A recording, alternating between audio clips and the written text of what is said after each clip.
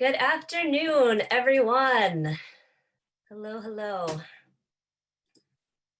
My name is Charon Hribar, and grateful to be with you all today. I'm the Director of Cultural Strategies at the Kairos Center and the co-chair or co-director of Theomusicology and Movement Arts for the Poor People's Campaign, a national call for moral revival. And it's been a powerful 2 days so far. We are grateful to be your closing panel for today, though we do have a closing coming up after this. But it's been a powerful moment to create this space to talk about moral policy in this time of crisis. And I wanted to open up our session this afternoon with a quote from the Reverend Dr. Martin Luther King Jr.'s Beyond Vietnam speech, where he reflects on the immorality of this nation as it turned away from the war on poverty and it began its march toward a war on the poor. He said, "A few years ago, there was a shining moment in that struggle. It seemed as if there was a real promise of hope for the poor. Through the poverty program, there were experiments, hopes, new beginnings. Then came the buildup in Vietnam, and I watched this program broken and eviscerated, as if it was some idle plaything of a society gone mad on war.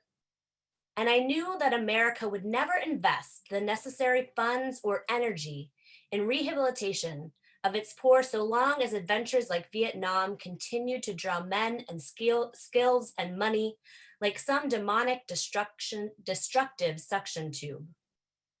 So I was increasingly compelled to see war as an enemy of the poor and to attack it as such." Dr. King realized then what we know even more strongly now, that profit motives drive our political decisions, and that more and more the interlocking evils that he spoke of in this speech of systemic racism, poverty, militarism, and we've talked about ecological devastation, result in a cruel manipulation of the poor by a system that views our lives, the lives of 140 million poor and low-income people in this country, and poor people around the world as disposable. We've come together this weekend and heard about immoral policies that are wreaking havoc on our communities, policies that continue to prioritize the interests of wealth instead of the basic needs of our people. This final panel session of the Moral Policy Conference, Providing for the Common Defense, will examine how the distorted national priorities and divestments in programs of social uplift have had brutal effects on everyday people who lack healthcare in the midst of a pandemic, and who in a time of great abundance are being denied housing, access to water and sanitation, living wages, worker protections, and an inadequate system of social welfare. I'll let our amazing group of leaders here speak more to all of this and show some of these contradictions to help us understand our federal and state budgets and how even during this time of great crisis, those in power continue to pour money into war on Wall Street while abandoning everyday people who are struggling to survive. But before I turn it over to Jarvis Benson to introduce our wonderful panel for today, I'm going to open us with a song to ground us in the task at hand.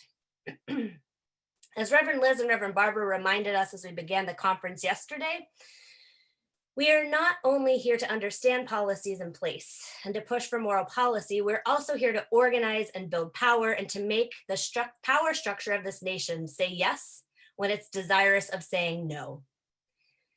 It was in that spirit that Dr. King led us in that Beyond Vietnam speech 50 years ago. In that spirit that Maureen Taylor charged us to close the general welfare session yesterday, and that people all over the world are coming together and rising up and saying enough is enough. It's in this spirit that I wrote this song and want to share it with you today and ask you to actually join me in singing, even though we're on Zoom. I am going to ask you wherever you are. It's a little bit of a call and response. I'm going to do the call. And so wherever you are, I would like to have you respond and sing nice and loud. It's a song that says, "Stop the war on the poor." And I think we need to be reminded of that in this moment.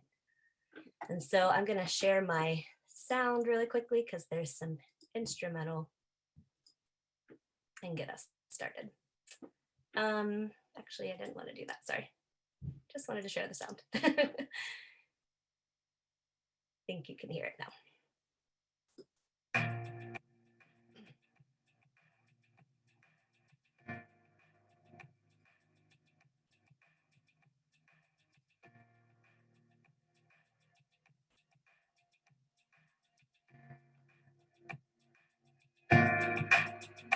Stop the war on the poor. Stop the war on the poor. We won't take it anymore.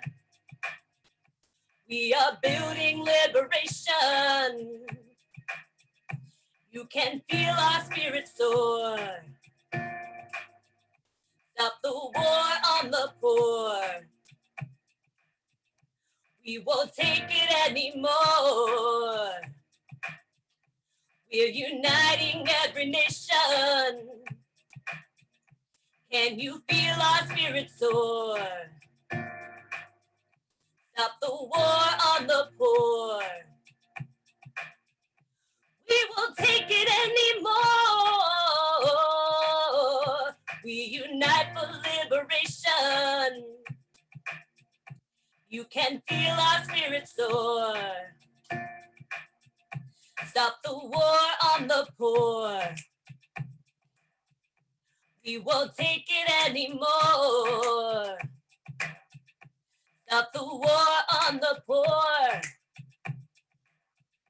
You can hear our people roar. Stop the war on the poor. We won't take it anymore.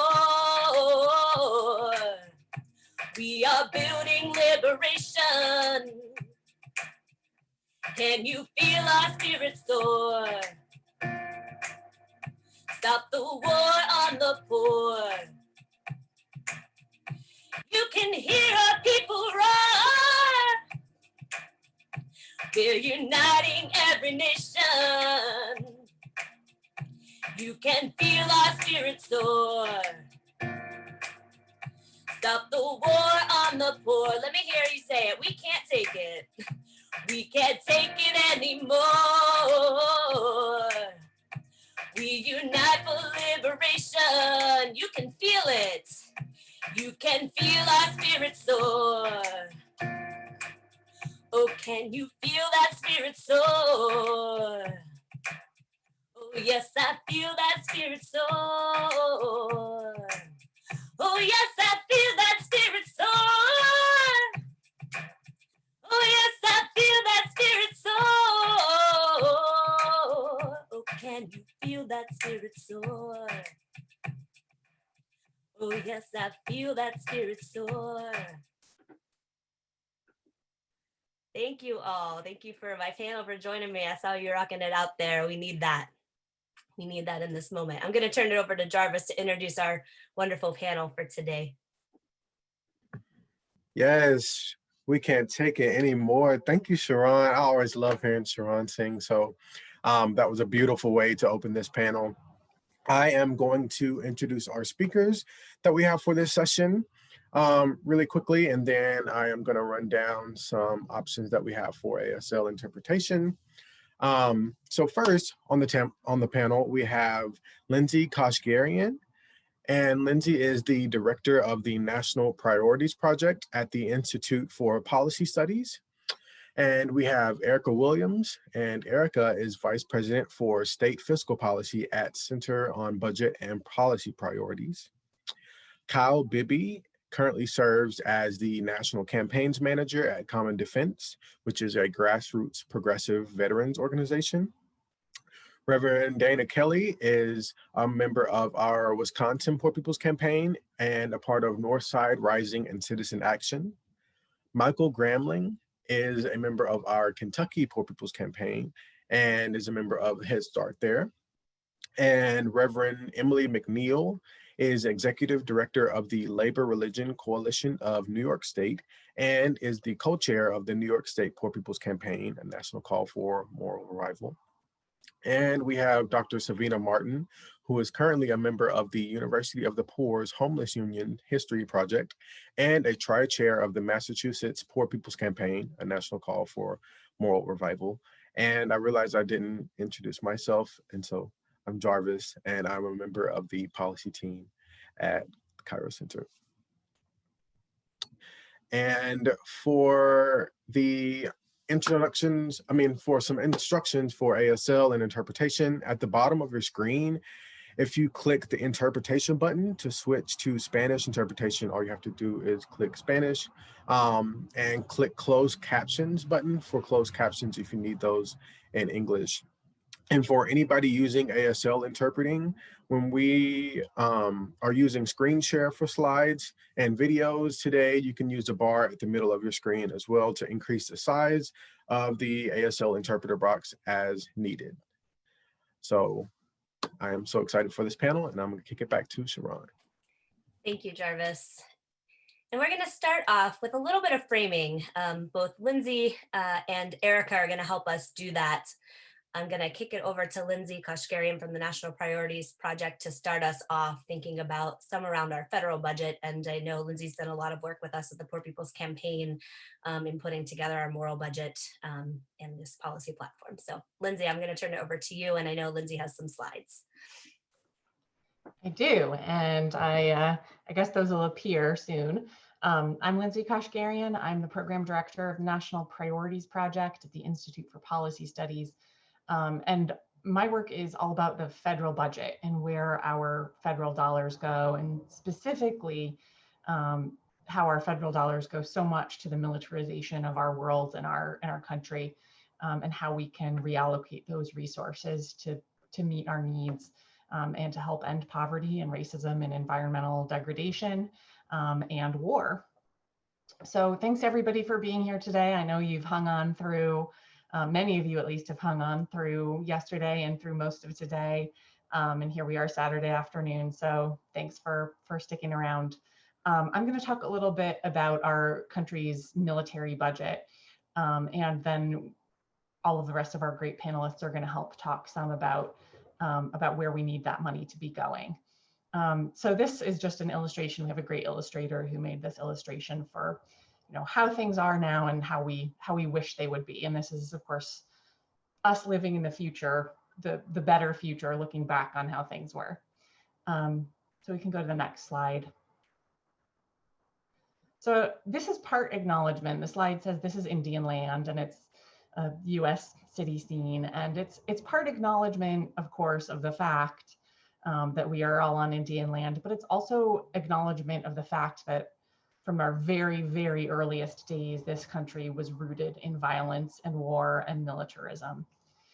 And so I want us to I'm going to go into some charts and numbers and facts, but I just want us to kind of come into those things with this point of view. So we can go to the next slide. And on that theme, we are all kind of living, just like we're all living in sort of the soup of racism that our country has provided for all of us. We're also living in this soup of militarism and violence. So over on the left is an image from my childhood of a G.I. Joe toy with his military helicopter. And it says assault copter or something back there. And then over on the right is from today, from my children's childhood, one of their favorite books. And I'm sure a lot of you have kids will recognize this or who are around kids, the Dog Man series, which is funny and cute, but it's also about a police officer, part dog, that part's whatever. But the good people are the cops. In this story, and the cops are the ones who are saving the world, and it's buying into that mythology. And we still have a lot of this around with us today. So going to the next one and seeing how this legacy and this ongoing culture that we have is playing out in terms of our federal budget, in terms of militarism. So for 2020, our federal budget is about $1.4 trillion. That's a huge number. It's hard for almost any of us to wrap our heads around. But the important thing that you need to remember from this, so this is our discretionary spending. It doesn't include Medicare, Medicaid, or Social Security. Those are all large programs. But we focus on the military budget and the discretionary budget because apart from those programs and a couple of others, Medicare, Medicaid, and Social Security, all of our needs as a people and all of our anti-poverty programs are part of this pot of money. So all of our housing programs, many of our veterans benefits, many of our health programs, including public health and the CDC and medical research and all those things that we're needing so desperately right now. And most of our public education budget for our public schools, all of these things have to come out of this pot of money. And what we're doing right now with this pot of money is that we're spending more than half of it every single year on our military and on our wars. So that's how we're allocating resources right now. And then all of those other things that you see and that I mentioned, they all have to fit into less than half of that budget. So we can go to the next one.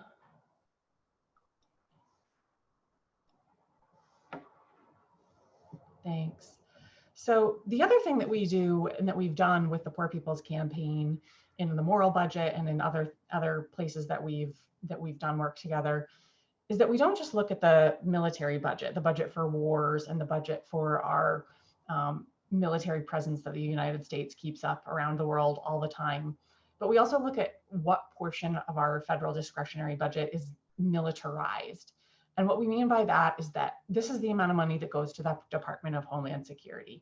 This is the money that goes to ICE and that goes to Border Patrol and that goes to federal prisons and that goes to policing grant programs from the federal government and all of these other things that contribute to the domestic militarization of our society and of our lives. Those things are what we mean when we talk about the militarized budget. And if you look at those things, it adds another 10% of the federal budget that is militarized and that is therefore not available for housing and for public health and for public education and for all of these other things that we know we need. So that's just some context. I will say this also includes some spending on veterans benefits. And we're not, of course, against spending on veterans benefits, but so much of that spending is only necessary because we've sent people to war and because we're responsible for taking care of those people after the choices that we have made for them. So we can go to the next slide. So this is just, this is the amount of money we have to work with, right? It's only about a third of this pot of money that's available to poverty programs and to so many of the programs that we need. And a lot of state funding comes from that pot of money as well. And just for another piece of context about our huge military spending, and I want to just note that if you look across these charts, you'll see a few different numbers for military spending, and there are reasons for that, but the one you probably should be using most of all is that first chart I showed that has 756 billion for military spending in 2020. If you want to use a figure, that's the one to use. So this just shows our spending for the US military compared to the rest of the world. So you can see over on the left, the big blue bar at over 700 billion, that's us, that's how much we spend. The next bar in the middle is the next 10 countries, and we spend more than the next 10 countries combined. And then the next bar on the right, that is the entire rest of the world after us and the other top 10. The entire rest of the world is that green bar that's smaller. So really, there are a few countries in the world that are responsible for the militarization of our world, and we are by far number one. The next slide.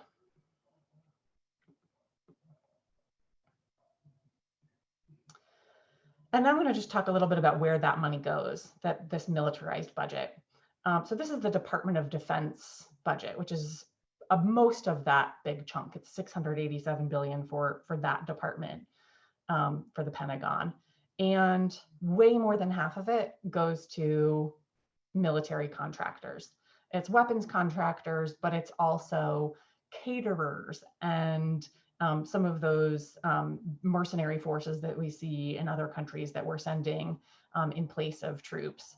And it's also the people who get paid on contract to repair all of the weapons systems that we have. And so it's a lot of things, but it's more than half of the Pentagon budget. And that's because there's this huge industry that has a lot of power and that is able to continually push to get a bigger piece of this pie and to get a bigger piece of our federal budget. So we can go to the next slide.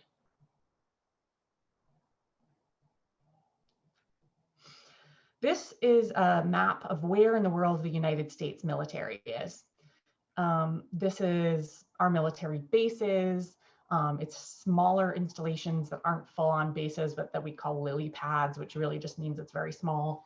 But this is all the places in the world where we are. We have more than 800 military installations around the world. No other country has more than 9 foreign military installations. So we are the colonizing force on Earth right now. And that is what our military presence is, and that is what it is for. And that is what it has been for a very long time. So we can go to the next slide, which is related.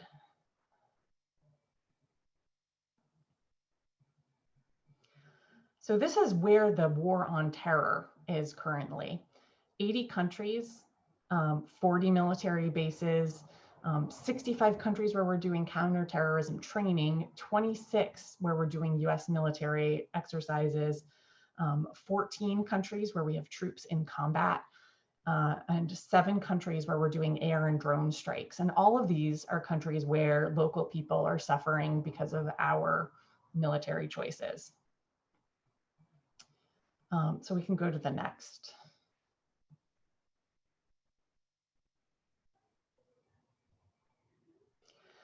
And so this is an Iraqi family, and this is just a reminder that, you know, these policies are not just things that are happening in far off places, and they certainly affect our veterans, but they certainly affect all of us because we don't have resources available that we're spending on our wars for all of the things that we need. But this is just to remind us of the human toll in the rest of the world. And as part of that, we know that the war on terror has cost about 800,000 lives, and that there have been approximately 37 million people who've been displaced, made homeless because of these wars. The next slide.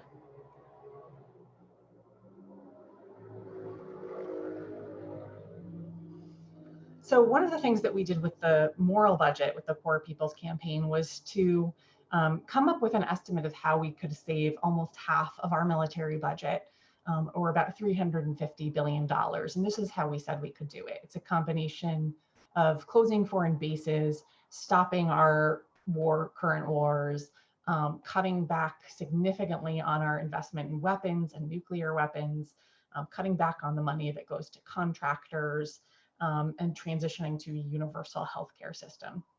And through all of those things, we said that we can save at least $350 billion from our current military budget.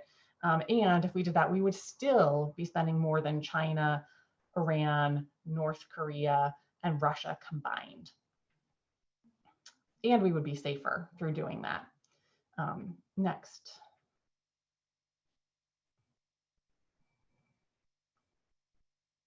So this is my final slide, and I took a few of the states that some of the other panelists are from. So New York and Kentucky and Wisconsin. And one of the things that we do at my project is look at how we can trade off money that we're spending now, and how, if we take money from the military and reallocate it to other needs that we have, what could we get for that same money? So for the entire military budget, and we probably wouldn't cut the entire thing, but this is just to give you a feel for how much money we're putting into this and what we could have instead. So here, for New York and Kentucky and Wisconsin, there are 2 examples. There's, what if we kept those $600 unemployment checks that are weekly flowing to people? How many of those could we do? How many people could we keep going and keep with an income for an entire year? It would be 2 million people in New York, it would be 200,000 people in Kentucky, and it would be 383,000 people in Wisconsin. Or how many people could we give health insurance every year for this same amount of money? So this is just to kind of give you an idea of the power of what can happen if we reallocate those dollars. And I know that that is what Erica is going to talk to you more about. And I just want to say that, you know, one of the things we know is that for state budgets in general, about 30% of the state budgets come from the federal government. So we could do a lot more with our dollars if we take them away from militarism and start putting them where we really need them. So thanks, and I'll hand it off to Erica.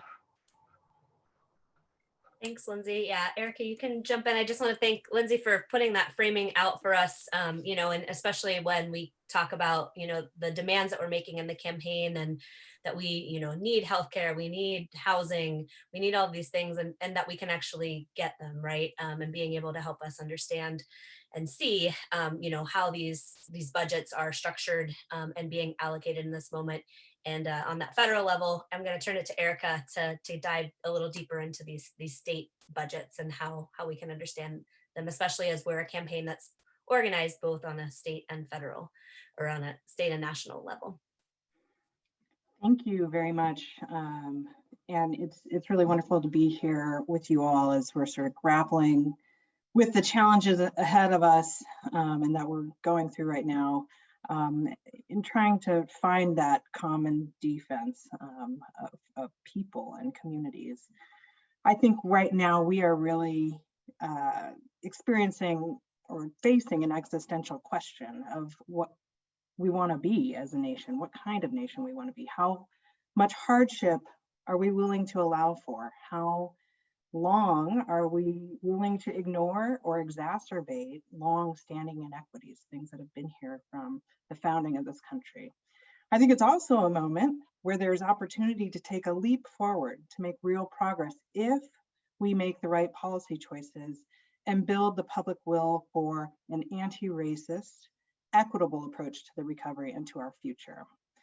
We all know that the effects of this crisis are incredibly uneven. If you go to the next slide, we know people of color have been disproportionately affected by COVID-19 in terms of hospitalizations and infections, and for Black and Native folks, highly disproportionate death rates. Black and brown people are overrepresented in the jobs that put them at risk and in the jobs hardest hit economically. And you can see here that the divergence right now in the economy, where job losses are really heavily focused on low wage sectors, and Black and Latinx workers much more likely to be unemployed.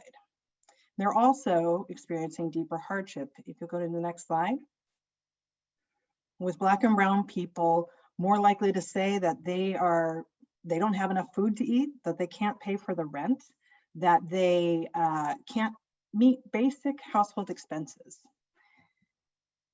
Next slide, please.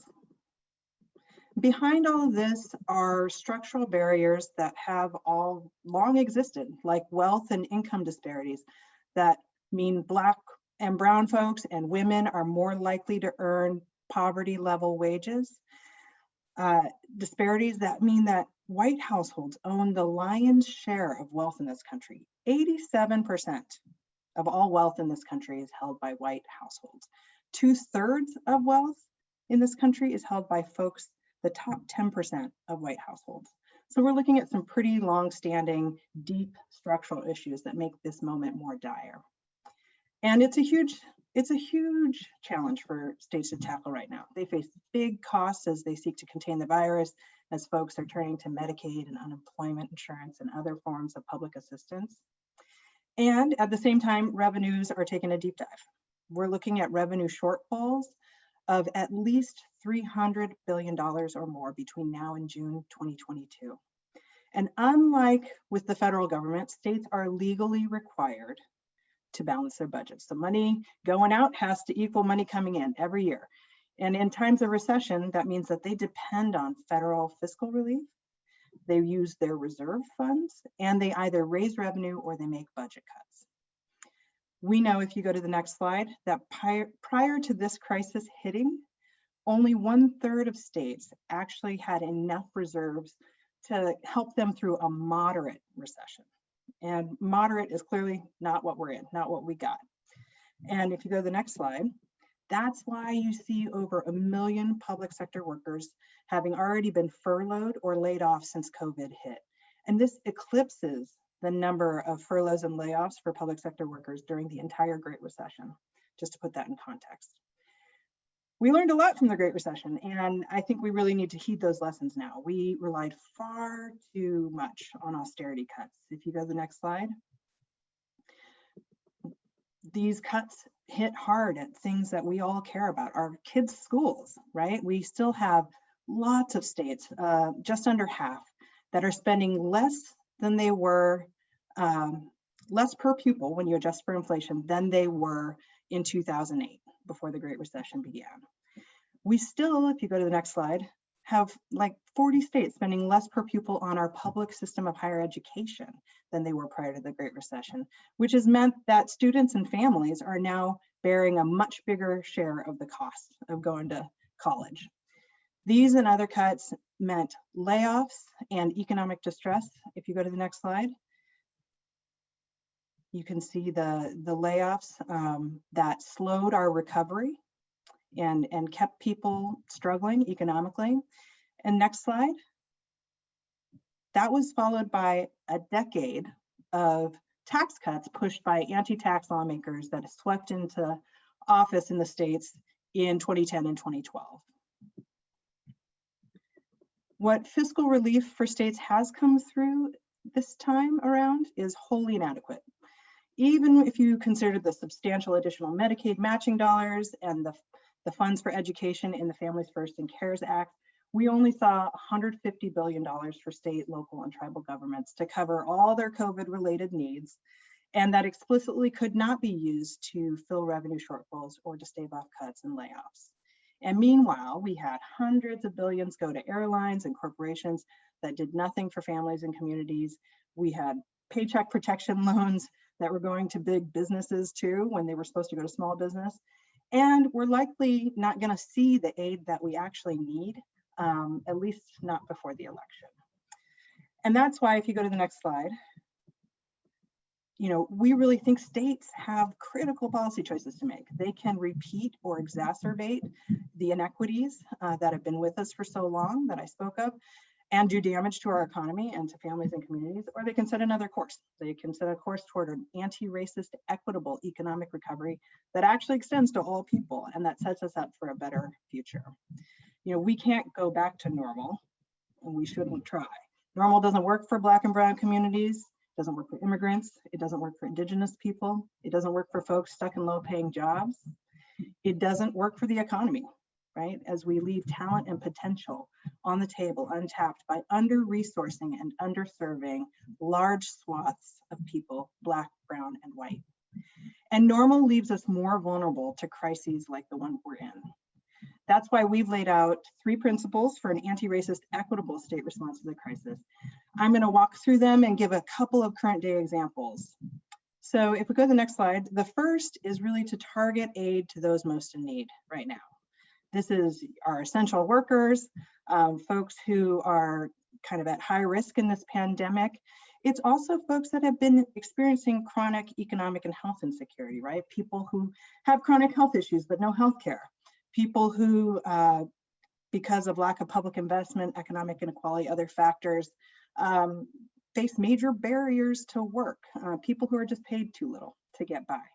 And so examples of that include new investments in DC in emergency rental assistance and eviction freezes and affordable housing to stave off more homelessness, or New Jersey removing a pernicious cap or limit on how much TANF cash assistance larger families could get, or Colorado, Michigan, Pennsylvania, and New York adopting the emergency Medicaid provision that lets them cover people who need COVID testing, who need COVID-related care, regardless of their immigration status, right? Those are the kinds of policies that would help folks most in need right now. If you go to the next slide, our second principle is really to advance those anti-racist and equitable policies that are going to dismantle the persistent inequities we continue to face. And this is just a moment to really take aim and to think about, how did the past recession, how does our economy, even in good times, affect people who've been sidelined by racism and discrimination? And we can take aim at those things right now. Not all of it costs money. We saw, or not a lot of money, we saw in Kentucky and Oregon, those states remove barriers to unemployment insurance, barriers that are often there for women and people of color who are more likely to be low paid or part-time or contingent workers and therefore ineligible.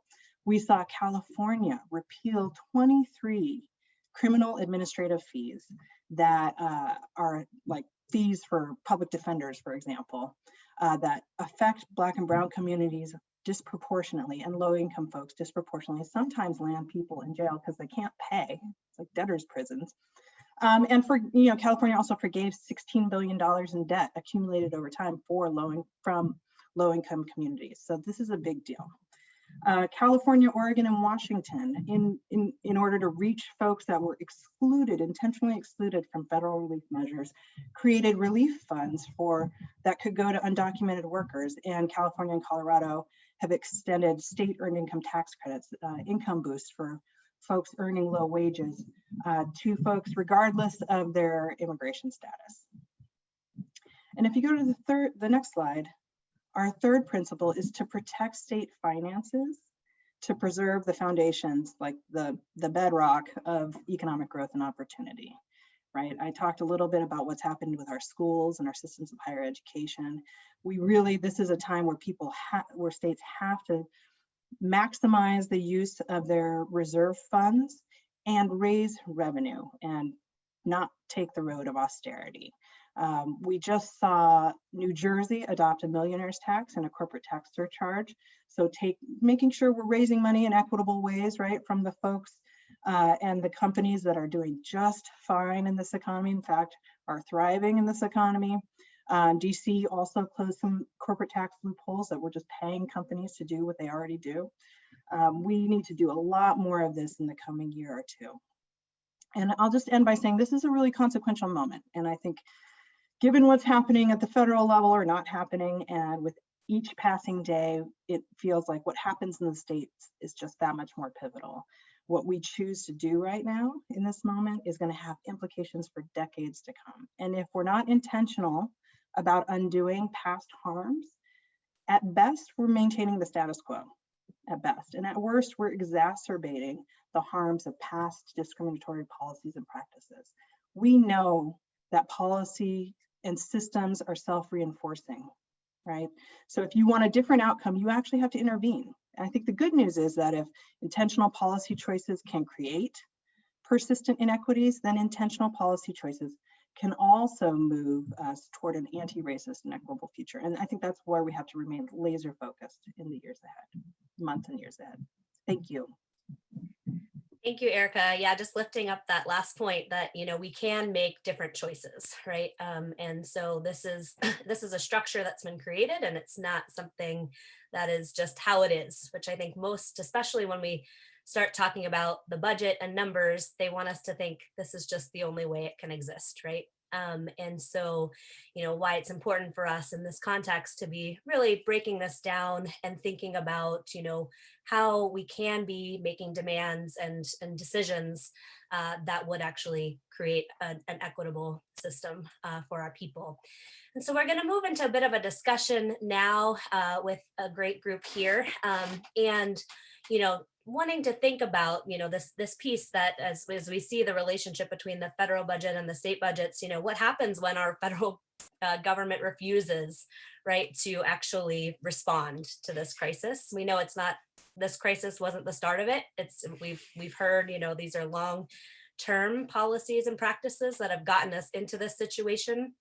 But it's also a moment, why we've been pushing for these just and full stimulus bills, as well as, calling for this much larger set of demands within the context of the Jubilee platform. And what happens when we aren't responding to these demands, right? And we aren't responding to actually meeting the needs of our people in these times of crisis. And so we're gonna go to some of the folks on our panel and hear, how is this impacting our communities? What do we see happening on the ground? Especially both before COVID, but then especially how that's being exacerbated in this moment. But I wanted to start with Kyle Bibby from Common Defense to see as a veteran. I think veterans are often lifted up as one of the ways to defend these budget priorities. I think especially that Lindsay was laying out and our military personnel. But I know you all have done a lot of work around trying to also focus on how we can reprioritize, and speaking as a veteran and as someone that's been in the military and as someone that's worked in budget offices afterwards, if you can share some thoughts on this as well. Sure. So first, I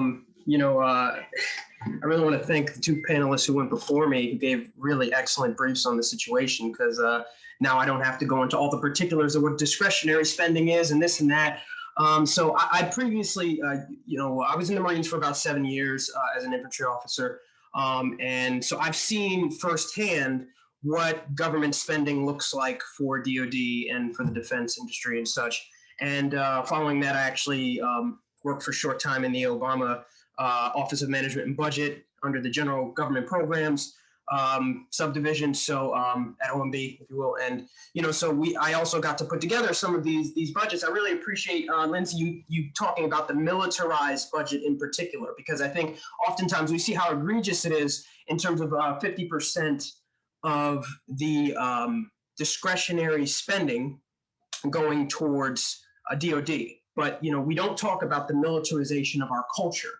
And that itself is the militarization of our police, the militarization of a lot of different local, utilities that we see, and how that has really been, it's hand in hand with this bloated DoD budget. And none of it ultimately serves us. And the point of this whole panel being what is the best way to ensure our common defense, and that is to make sure that we are investing in our communities, not necessarily having dozens and dozens of military bases overseas that cause trauma and cycles of trauma really to particularly communities of color all around the world. So and at Common Defense, I'm their national campaigns manager, so I've been overseeing our 3 non-electoral campaigns, which are our End the Forever War campaign, two electoral or non-electoral, and the Forever War campaign, and what we call the No War in Our Streets campaign, which is around demilitarizing our local police departments and ending the 1033 program, which is the program that funnels equipment from the military to local police. And Kyle, just getting a note from the interpreter, if we can all just slow down. I think we've been excited to be on the panel together, and I think they need to catch up a little bit. Yeah, sorry about that. So excited to go over this stuff. But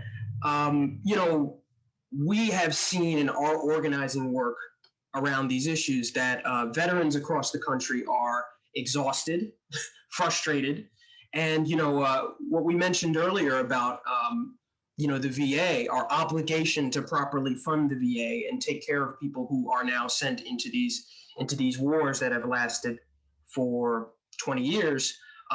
We have an obligation, and we are not meeting that obligation in the way in which we meet the funding that goes towards the war.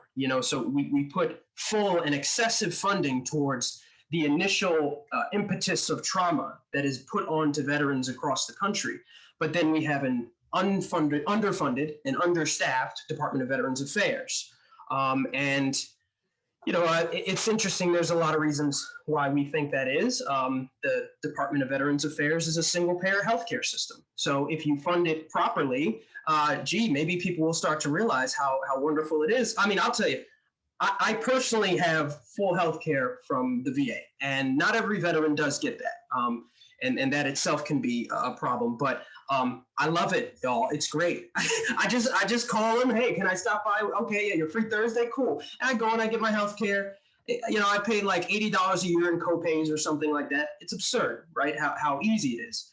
I think the veteran population here in the United States is really, they've been frustrated with not only the fact that these wars have gone on so long, but the prolonged, fight that we've had for meaningful healthcare, meaningful education. These are things that veterans get access to sometimes very easily, right? And the conversation I see from veterans across the country is, why can't we all have this, right? And quite frankly, that we all do deserve this. Not just me I shouldn't have to put myself in harm's way. I shouldn't have to serve what are ultimately, endless imperialist endeavors in dozens of countries across the world in order for me to get the things that reinforce my rights and dignity here. So that's the frustration that we see among veterans across this country. You're asked to do a lot, and also the frustration around, the obvious things like Iraq, Afghanistan, why we went, but then why are we still there?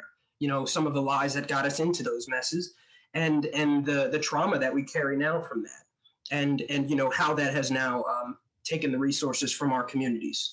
So. Thank you for those opening thoughts, Kyle, and really helpful to people are thanking you for making some of the connections to some of our other panels, and again, how these resources connect and why we can't all have healthcare. I'm going to turn it now to Dana, who is coming to us from Wisconsin. Dana, do you want to tell us a little bit what's going on in Wisconsin? I really just need to say ditto to a lot of the things that's been spoken already. With Northside Rising, again, I'm sorry, just jumping in. Thanks for this opportunity. But I work with Northside Rising as a lead organizer. And actually, we're a young organization in Milwaukee. And the work that have come across our campaigns during organizing from the onset of COVID has really amplified a lot of the disparities in the community of color. There have been every aspect that has been named and spoken of just in this particular meeting is on level 10 here in Milwaukee. Militarization of funding and how the community is treated is even trickled down into our police department. It's the very same. 47% of the state's budget goes to the police department. 2% of the state budget goes to our healthcare or health department. That is ridiculous. And in our community, with all of the things that we have come across and all the things that we have to overcome daily, it's a wonder that suicide rates are not beyond what they are even now. Northside Rising has worked tirelessly to ensure very basic needs are met just here in our poor communities in our urban area of Milwaukee, whereas our surrounding communities that are literally a half a block away have every need met and excess. We have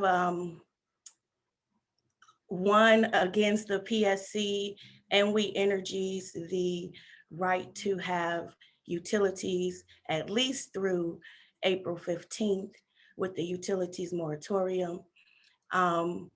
We have worked with the Milwaukee Autonomous Tennis Union in helping with housing security and making sure that the rent moratorium is in place, which we're still working to get a lot of the loopholes sewed up, but we're also working on debt cancellation for both, for utilities and for rent. But another area that we work with and for is Medicare, Medicaid, healthcare, quality healthcare. And being a co-op organization of citizen action, that's really the foundation of who we are. It is truly our inalienable right to life, liberty, and the pursuit of happiness. You can't have any of those without quality healthcare. So the work is, like the word says, the harvest is ripe, but the laborers are few. But thank God that we do have those resilient people that really want to see a change and want to work for change. One thing I can say about the community of color, we never look for a handout, and we're not ever looking for welfare, but we do want to fare well. So if you can continue to help us to make those things successes in our community. We're working to be a template for other urban communities to be able to have a thriving community all the way across the board. So again, thank you for this time. I hope that it was helpful. Yes, thank you, Dana, so much, and thank you for this work. And you have just reiterated, what we've heard from many of these panels, that people are, are working hard, and most are working too many jobs, right? And having to still struggle to make ends meet in this moment, especially. I know your work around the eviction moratoriums, as well as the utility moratoriums, that people have to be concerned about that right now. When we're dealing with a global pandemic, right? And people are having to be out of work because of that health, crisis. That it's just ridiculous that we even have to be fighting for that in this moment. So thank you for doing that and fighting for other families in Wisconsin. I'm going to turn it to Michael now, who's joining us from Kentucky. And reminding myself to slow down again so that our interpreters can be equitable for our language access as well. Michael, do you want to share with us what's happening in Kentucky?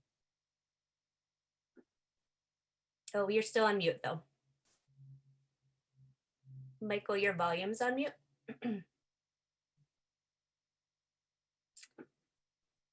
There we go. There we go, thank you. Yeah, so thanks for having me. I really appreciate this opportunity. I have a school teacher friend here in Kentucky, a stalwart member of the Poor People's Campaign, who in 2018 ran for state senate from our county and came within a whisker of defeating an entrenched incumbent. And in so doing, laid the groundwork for the 2019 election that flipped our county and unseated our Trump disciple governor. Jeannie didn't quit her day job when she ran for office. She is an essential worker here in pandemic land, working overtime, teaching history to 8th graders, both in the classroom and over the internet. If it were a factory job, we would say she was working a double shift and she would be compensated accordingly. It's not, and she isn't. I don't know why everyone is so riled up about defunding the police, she told me recently. They don't have any problem defunding education. Do that. I've been asked to describe the long-term impact of the system of taxation and budget priorities in my home state of Kentucky in 5 minutes or less. No problem. The impact is human misery. But where to begin? My friend David from our Poor People's Campaign Coordinating Committee had an answer.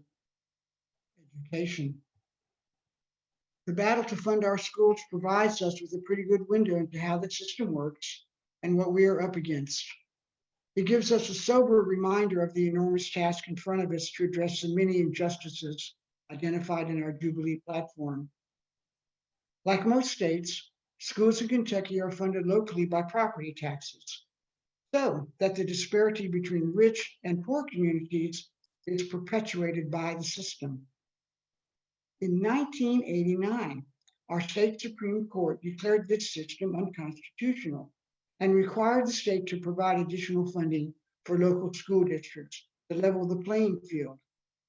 But 30 years later, according to the Louisville Courier-Journal, that's our big newspaper, after years of flat or underfunding from the state and refusal to raise taxes at state or local levels, we are right back to where we were in 1990. Years of flat funding and under taxation, that says it all. Not just for schools, but for everything. In Kentucky, governors, legislatures, local politicians alike must swear in blood not to raise taxes or not even bother to run for office. I mentioned that we have a new governor now. He's cool. The first thing he did was to restore voting rights to people who had been convicted of felonies. We're all very happy about that here. The Poor People's Campaign had opposed the former governor with every means at our disposal, culminating in our now famous occupation of his office that forced him to meet with us live and on camera. Impacted people confronted him directly, including those who had lost their voting rights. The knockout punch was delivered by a mom whose child was desperately ill and had no access to health care thanks to the governor's restrictions on Medicaid. You remember me, she demanded. The assembled crowd joined in. Remember us, we chanted. The lead on the front page of the Courier-Journal the next day will read, remember us. I mentioned that the governor lost his election. So our new governor is cool. He restored voting rights. But here's the thing. It didn't cost him a dime. But the things that need fixing, including education, will cost a lot. And I don't blame the low wealth and middle income people who don't want to pay more taxes, who bear the brunt of our state's regressive tax structure. In Kentucky, 31% of tax revenue comes from state's sales tax, 35% from individual income tax, but only 1% tax on corporate profit. The wealthiest 1% of Kentuckians pay only 7% of their income in state and local taxes, while the poorest 20% pay nearly 10% of their income. If you're already paying more than 50% of your income for rent, taxation makes desperate circumstances completely unbearable. Stark choices about rent, food, heating, and medicine become completely impossible to navigate.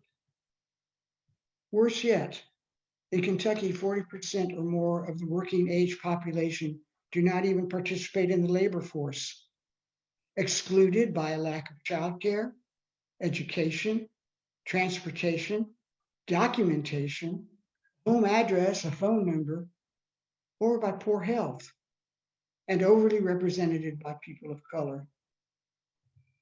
The current tax structure and budgeting priorities cannot begin to meet these needs, nor can our economic system create nearly enough jobs that pay a living wage to accommodate everyone who needs a job. Yet, these are the demands of the Jubilee.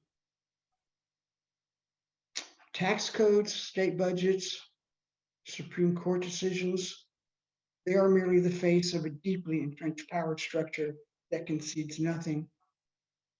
We have our work cut out for us. Thanks. Thanks so much, Michael. That was very helpful to be able to paint the picture of that long-standing structure that is keeping people in suffering conditions. And that breakdown on the tax structure there at the end especially was, very insightful to think about how much, right, is on the brunt of everyday people. And when they tell us that they can't afford to do things, because they're not willing to tax that top percent, right? It's us that suffer. So thank you. And with that, I'm going to turn it up to New York State, to the Reverend Emily McNeill. Great, thank you so much. It's really an honor to be part of this discussion, and I've really appreciated everything that all of you before me have shared. So like Charon said, I am based in New York State. I'm with the Labor Religion Coalition of New York State and the Poor People's Campaign here in New York. And a lot of what others have said really resonate with the experience here. New York is generally thought of as a very wealthy state, which is certainly true. There is a ton of wealth in the New York City metro area on Long Island. But New York also has the highest inequality in the United States. Of the 140 million poor and low income people in the US that we talk about in the Poor People's Campaign, almost 9 million live in New York State, and that's 45% of the population of our state. The poorest congressional district in the United States is actually in New York. It's the South Bronx. But when you get out of the New York City metro area, there's really a lot of poverty. And cities upstate, Buffalo, Syracuse, Rochester, which is where I grew up, could really be thought of as Rust Belt states, dealing with a lot of deindustrialization, child poverty in Rochester, and this is the federal poverty level, that very inadequate measure, is over 50%. It's 52% in Rochester. Syracuse, Buffalo, Rochester are consistently in the top 10 of poorest cities in the country, highest child poverty rates, the highest segregation of Black and Brown poverty. And there's also a lot of rural poverty in our state too. Appalachia extends into the southwestern part of New York State. So people are really hurting throughout New York. And we've experienced a decade of pretty intense austerity, really ever since the last recession. And our current governor, Andrew Cuomo, was elected as a kind of austerity governor, and that has been his attitude since he took office in 2011. And there's been really serious disinvestment during that time. One of the things that he implemented is this very arbitrary 2% spending cap. So the state budget can't go over 2% in any year, because healthcare and education and things like that, just the inflation costs require parts of the budget to go over 2%. It's led to cuts every year. And so since he took office, the money that the state has spent on social services and social welfare agencies has gone down by 32%. Similar to what you were sharing, Michael, there is a lawsuit that was resolved sort of in 2006 about our education system, and the Supreme Court in New York found that it was unconstitutional to be underfunding the schools in the way that they have been. But shortly after that, the recession hit and New York State just decided not to follow through on those obligations. So as of this year, schools in New York are still owed $3.8 billion, according to that lawsuit. When COVID hit, it provided the excuse for the state government to double down on this kind of austerity. And so schools were flat funded this year in the budget that passed in April. Even before COVID hit, Governor Cuomo was pushing a plan to cut Medicaid. He wanted to cut it by up to $2.5 billion. New York State has had a kind of model program through Medicaid to fund home care services, which has especially been used by folks with disabilities. And the governor significantly cut that this year, and also cut funding to public hospitals at a time when public hospitals in New York City were being overwhelmed with COVID patients. And even the disparities in health outcomes that we saw in the city during COVID were partly the result of hospital closures over the last decade and a half. There were 41 hospitals closed in New York since 2003, including 18 just in New York City. And those hospitals were primarily in poor and Black and Brown communities. And we saw that really the devastating consequence of that in COVID. So the budget that passed in April this year was really devastating already. And it's really only been getting worse since. The state just started telling local governments, schools, social service agencies that had contracts with the state, they just started telling them it was going to hold on to these funds. It wasn't cutting the budget, but it was just going to hold on to these funds. And it's still kind of up in the air how this all is going to resolve. The state legislature has not come back to session to deal with any of these issues. And one of the places that it started to hit home really hard is in education. Where I live in Albany and Schenectady, almost 700 school staff, including teachers, have been laid off in the last few weeks. In Rochester, more than 200 support staff were laid off. And these are already schools that, like I said, were underfunded and understaffed. So it's really just devastating. And of course, New York needs and wants federal funding, but we also know in New York State, because of the wealth in New York City, we actually could close these gaps with the wealth that exists in our state. And just from March to June, billionaires in New York State got $77 billion richer. 77 billion, and revenue is down $13 billion.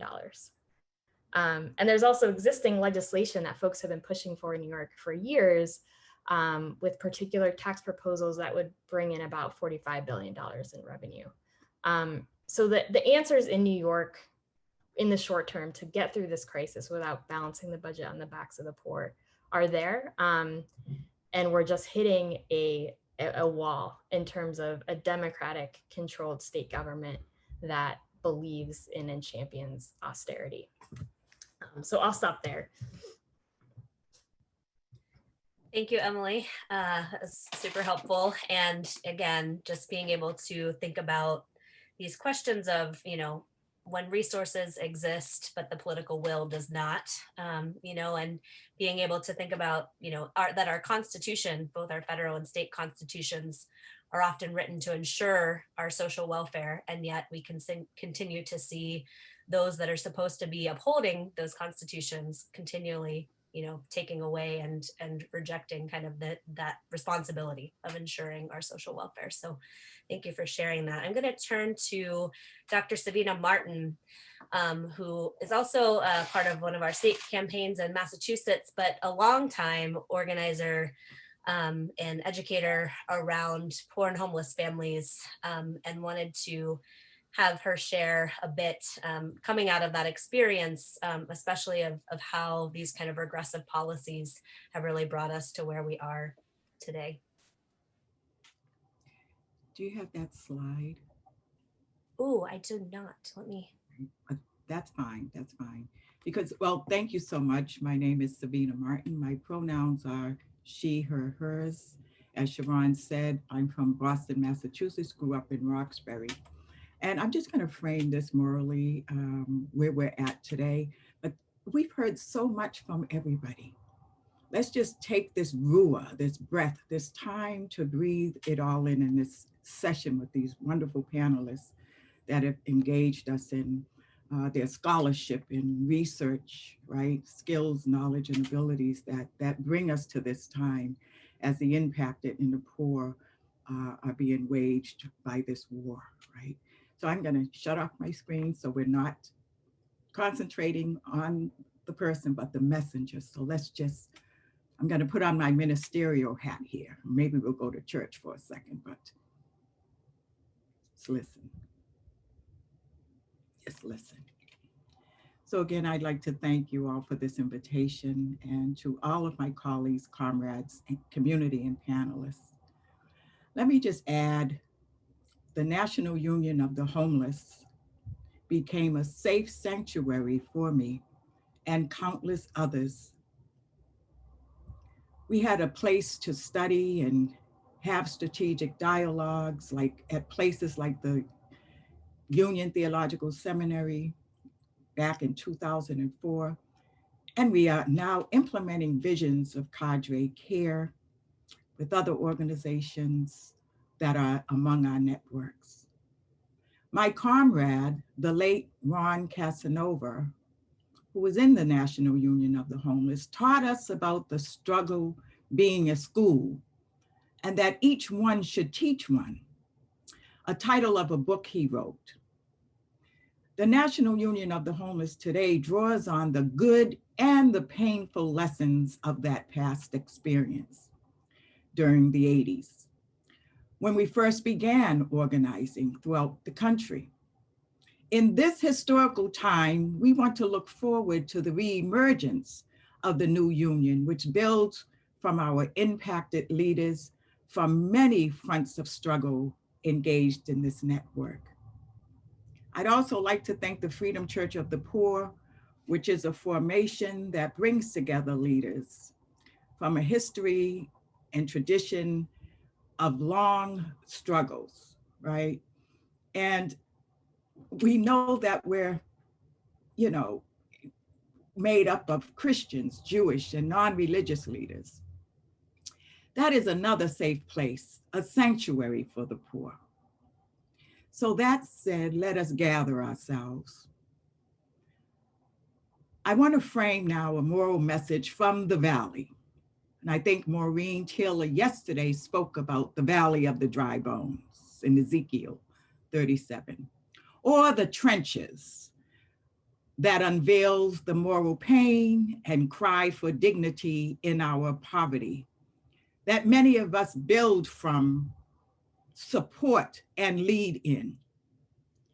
We have been face to face with our Goliath, the system in which created this moral crisis. Before COVID, all hands have been on deck.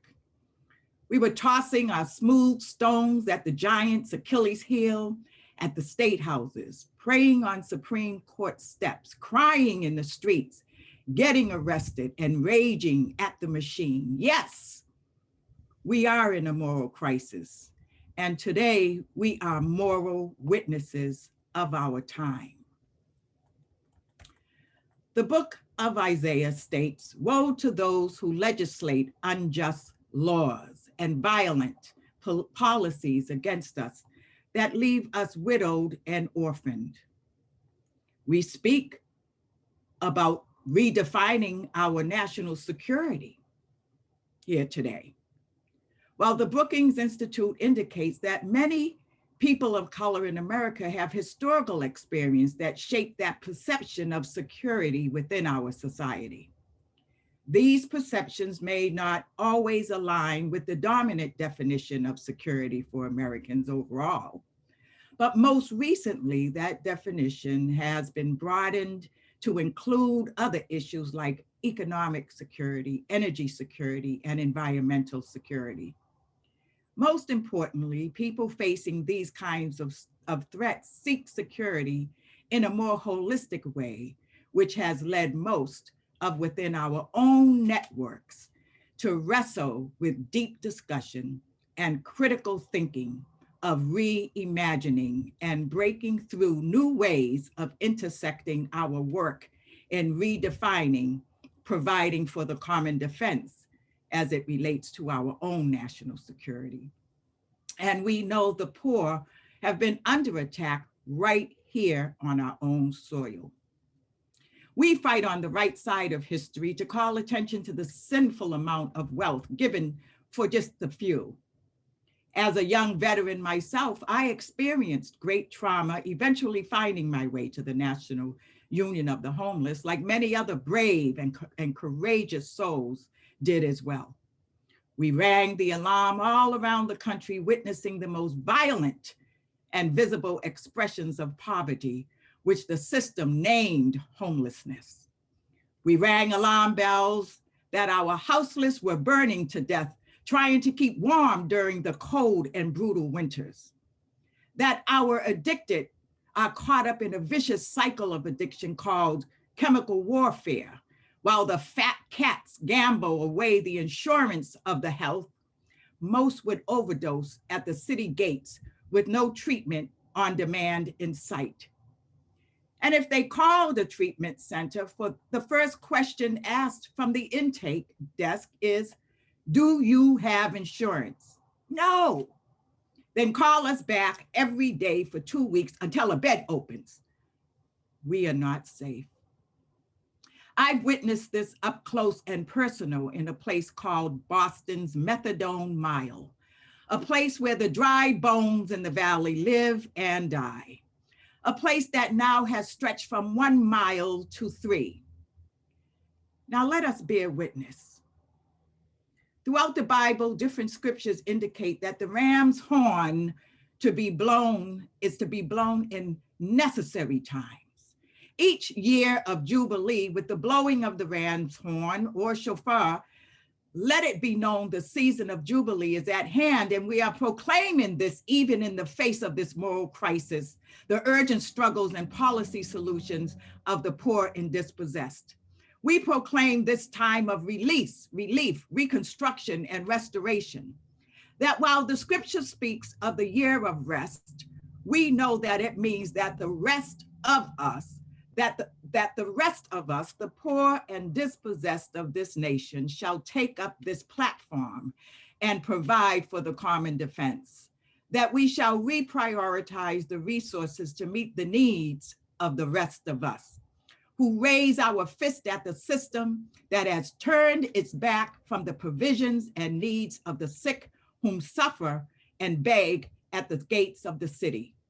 Scripture refers, these gates are pools of Bethesda where the infirm wait for healing of sight, which I think to me means political education and mobilizing efforts. In other words, the houseless shall take up their mats and walk into a rightful place and demand housing now.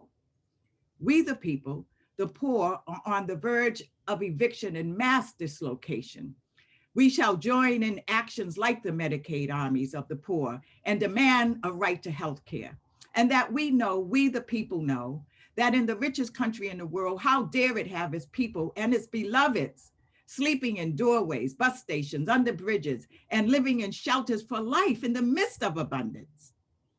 The evil empire refuses to take up the needs of the poor, and these violent policies must be dismantled. It fails to feed, clothe, and release the debt, servitude, and slavery of our working poor who labor 2 and 3 jobs to feed their families and stand in long bread lines. Today, we bear moral witness that this nation neglects the poor and vulnerable and takes advantage of low income and poor graduating students into places like the military industrial complex, the prison industrial complex, and the shelter industrial complexes. We have witnessed struggling veterans who are forced to return home to live in war zones they left after returning from deployment, and oftentimes returned from combat with serious health needs, deep psychological and physical wounds and addictions. But what we do know is that we are not dumping the drugs or the guns in these communities. And what we do know is that we cannot afford to buy luxury condos, which pushed us out of communities through their planned and deliberate violence of gentrification. And so let us demand on this day the right to bread, peace, and land, and security, and that the resurrection of the National Union of the Homeless, the National Welfare Rights Union, and the Freedom Church of the Poor, and the Poor People's Campaign, and many, many more partners are taking up their mats. Enough is enough. And finally, this year, during the High Holy Season, we proclaim that we will mobilize, build, and organize to take back what is ours in a campaign called the Winter Offensive. And it is through these efforts we will continue to build and mobilize to unite the poor, the most poor and dispossessed sections of our class. We hope you will support us and join us through mid-November up until Dr. King's birthday as we continue to study and build as we redefine national security and our common defense. Thank you all, because we only organize to get back what's ours. Thank you so much, Dr. Martin, for sounding the Jubilee for us and calling us to demand that enough is enough.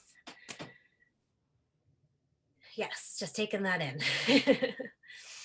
And I wanted to lift that up as we have these last few minutes across our panelists to just offer some final reflections on, what are the kind of demands we need to be making right now? What kind of organizing and steps are we taking in this moment, right? And bold demands, right? That's what we need in this moment.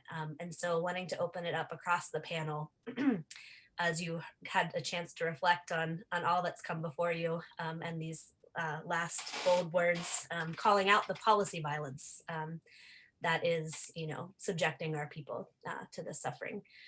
So I'll let it, folks can jump in. I'm not going to call individually, but if does anyone want to jump in from the panel?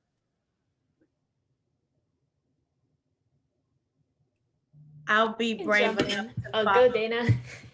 to follow Dr. Martin. Wow, what a powerful message, and really from everyone that spoke. As it's being shown across the nation, the disparity is the same. And that's a disparity within itself. Some of the things with Northside Rising and a lot of the other community organizations here in Milwaukee and across the state of Wisconsin, we're fighting for defunding the police in order to invest into our communities all the more. But personally, I would say we need to crack the codes. We need to simplify the jargon. We need to cut all political and legislative red tape. Listen to the people. Stop suppressing the voice of the people. Stop putting your knee on the neck of the people, intentionally continuing poverty and state of oppression, depression, and recession in these communities of color. I just want to close lastly with this word that God has really been allowing to be my driving force in the work that I do, not only in the faith community, but in my community as a whole. Micah 6:8 says, "He has told you, oh man, what is good, and what does the Lord require of you, but to do justice, to love kindness, and to walk humbly with your God." If we all follow that, then we will all walk in moral policy. Thank you again for this opportunity. Thank you, Dana. And I think I have Emily and Kyle ready to jump in as well.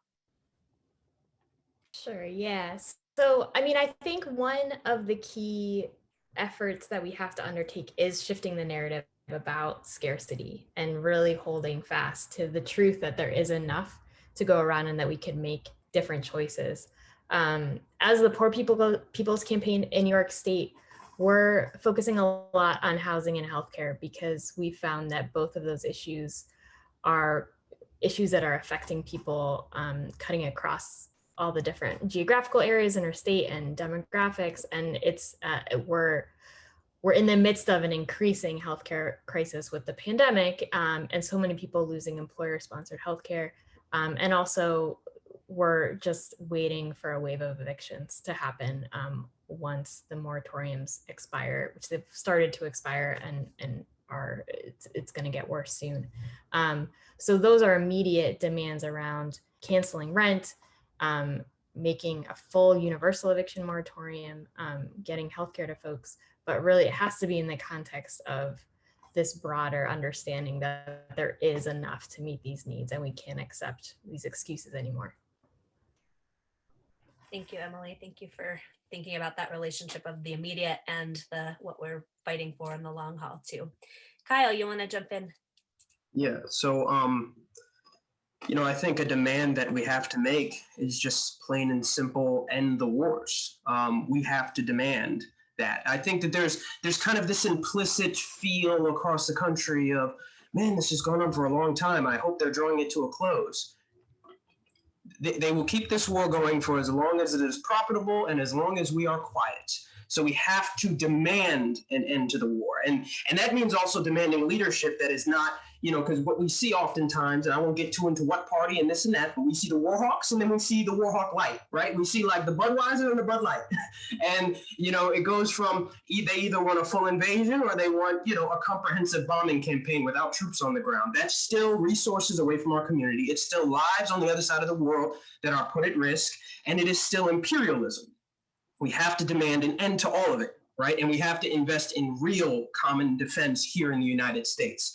And, it's very tragic, I think, for a lot of the veterans as this starts to click in their mind because, I didn't deploy to Iraq. I deployed to Afghanistan instead of Iraq. But I remember when the light went on in people's heads in Iraq, we went into Iraq strong and wrong for all the wrong reasons.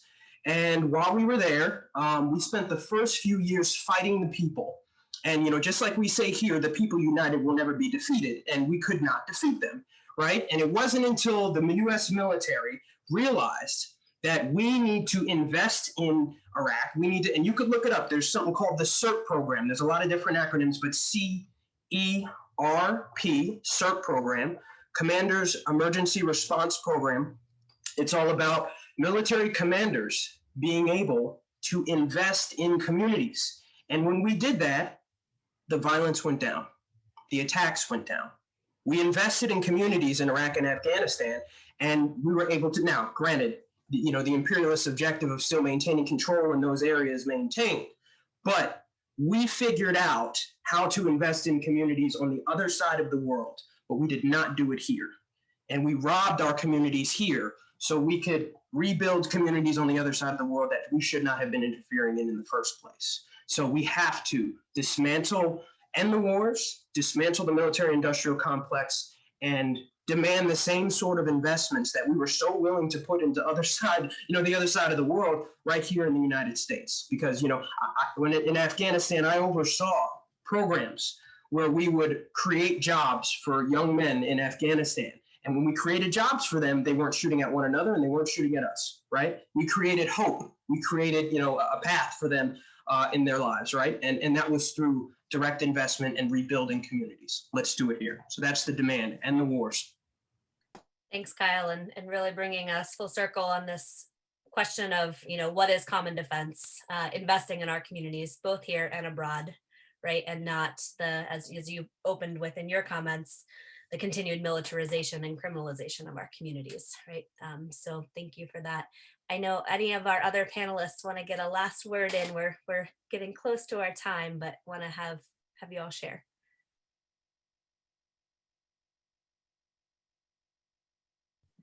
I'll just chime in here to everything everyone said.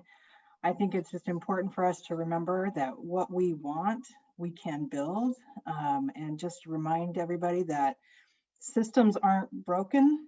They're actually working the way they're supposed to. If a system's excluding people, it was meant to. And so when we think about how we move forward, we need to think about how we rebuild in ways that include all of us, in ways that feed and nurture our communities, and that's the way we're gonna do that together. I think we can't expect people to make lawmakers to make changes around the margins. We have to demand what we really want, and really take aim at the things that have been holding back communities intentionally so since our country's founding. That's right. It's working the way it's supposed to, and we need to make it work for us. So thank you, Erica. I'd add one more thing, which is just that, think back to this session when somebody tells you we can't afford any of the things that we're talking about. Somebody tells you we can't afford housing, we can't afford healthcare, we can't afford education, we can't afford to invest in communities. The stuff today, what we're investing in, there's money there. And in the taxes that Michael talked about and that Erica talked about, we have money. So this is what to come back to when anybody tells you that we can't afford any of the things that we know that we need. Thank you, Lindsay, and for continuing to help us paint that picture in the campaign. I know as we've gone through the last several years, moving from the audit to the moral budget to this Jubilee platform, it really is a comprehensive understanding and look at saying, here's where we are, here's why we're here, and actually we have everything we need that we can actually prioritize the needs of our communities. And thank you for all boldly speaking to what that might look like, and how we can get there. Last call for all my panelists, and then I'm going to close us out.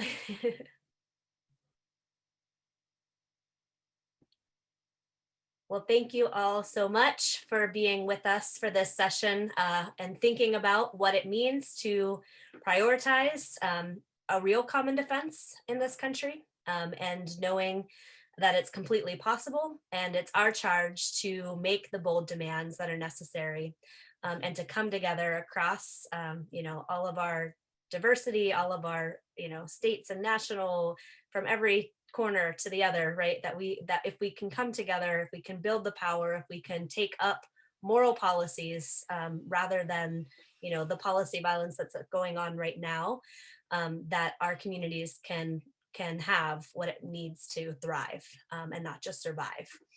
So with that, we are going to close this session. Today, I want to thank, again, all of the panelists, also all the folks that are behind the scenes, our interpreters, our tech, everyone that's been doing the planning. It's been a really powerful weekend, and we are coming back together in just 30 minutes. I know we've had some hour breaks, but we are going to do kind of a moment to catch up together, to reflect with one another, and to send us out with a charge as we leave the weekend, to know that this is not the end of our conversation. It's really a beginning, and it's giving us some real grounding, some real good analysis together, that we can take into all of the work that we are going on to do in the coming weeks, as we dig down in these coming weeks leading up to the election and beyond. And so we are going to hear a quick song from one of our Poor People's Campaign theomusicologists in Arkansas. Adam Cox will take us out with Everybody's Got a Right to Live, and I will see you back. We will see you back at 4:30.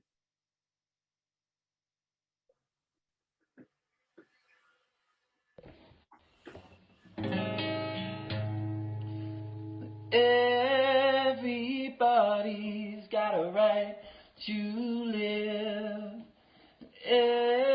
Everybody's got a right to live. And before this campaign fails, we'll all go down to jail. Everybody's got a right to live.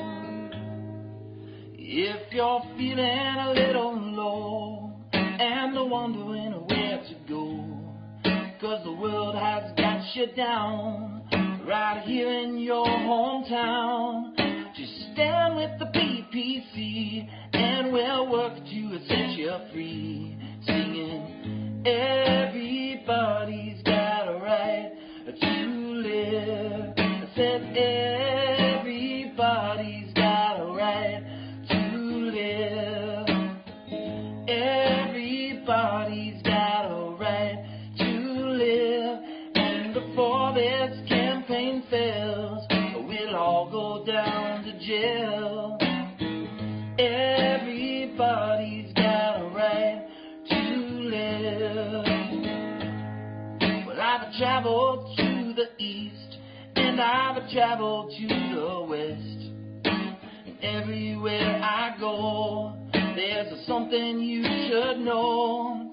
Oh, people rising up just to show us what's corrupt, singing everybody's got a right to live. I said everybody's got a right to live. Everybody's got a right to live. And before this campaign fails, we'll all go down to jail.